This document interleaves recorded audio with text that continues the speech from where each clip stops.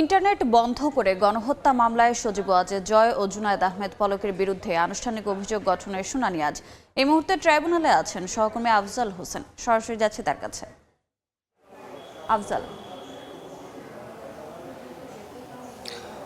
জুলাই আগস্টের আন্দোলন যখন চলছিল তখন হুটহাট করেই ইন্টারনেট বন্ধ করে দেওয়া হচ্ছিল এবং একই সঙ্গে সামাজিক যে মাধ্যমগুলো রয়েছে সেই মাধ্যমগুলোও বন্ধ করে দেওয়া হয় এবং প্রসিকিউশন যেটি বলছে যে সে সময় ইন্টারনেট এবং সামাজিক যোগাযোগ মাধ্যমগুলো বন্ধ করে মূলত পুলিশ কর্তৃক এবং আওয়ামী লীগের ক্যাডার বাহিনী কর্তৃক ছাত্র জনতার ওপর যে নৃশংসতা চালানো হয়েছিল সেই নৃশংসতা আড়াল করতেই মূলত ইন্টারনেটগুলো বন্ধ করে দেওয়া হয়। অর্থাৎ ছাত্র জনতার ওপর যে গণহত্যা চালানো হচ্ছিল সেটি ধামাচাপা দিতে এবং গণহত্যা বা হত্যাযজ্ঞের যে আলামতগুলো সেগুলো ধ্বংস করতেই ইন্টারনেট বন্ধ করে দেওয়া হয়েছিল এবং এই অভিযোগেই সে সময়ের প্রধানমন্ত্রী শেখ হাসিনার তথ্য ও প্রযুক্তি বিষয়ক উপদেষ্টা সজীব ওয়াজেদ জয় এবং আওয়ামী লীগের তথ্য ও যোগাযোগ প্রতিমন্ত্রী জুনায়েদ আহমেদ পলকের বিরুদ্ধে আন্তর্জাতিক অপরাধ ট্রাইব্যুনালে অভিযোগ আনা হয়েছিল এবং অভিযোগ আনানোর পরে আদালত সেই অভিযোগটি আমলে নিয়েছেন এবং আমলে নেওয়ার পরে তাদের বিরুদ্ধে গ্রেফতারি পরোয়ানা জারি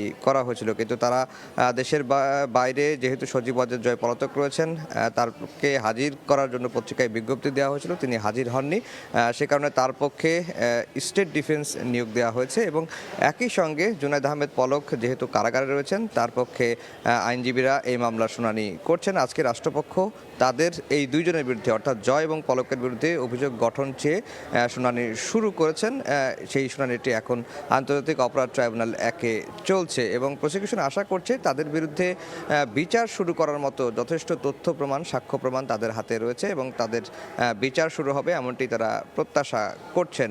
আর যেটি বলে রাখি যে আন্তর্জাতিক অপরাধ ট্রাইব্যুনাল 2-এ আশুলিয়ায় 6 লাশ পোড়ানোর মামলার সাফাই সাক্ষ্য গ্রহণ হয়েছে।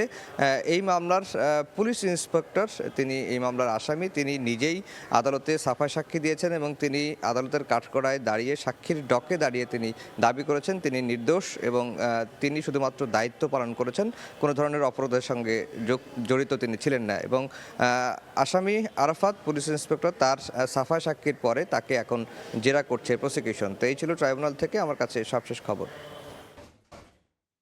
সরাসরি যুক্ত ছিলাম আন্তর্জাতিক অপরাধ ট্রাইব্যুনালে।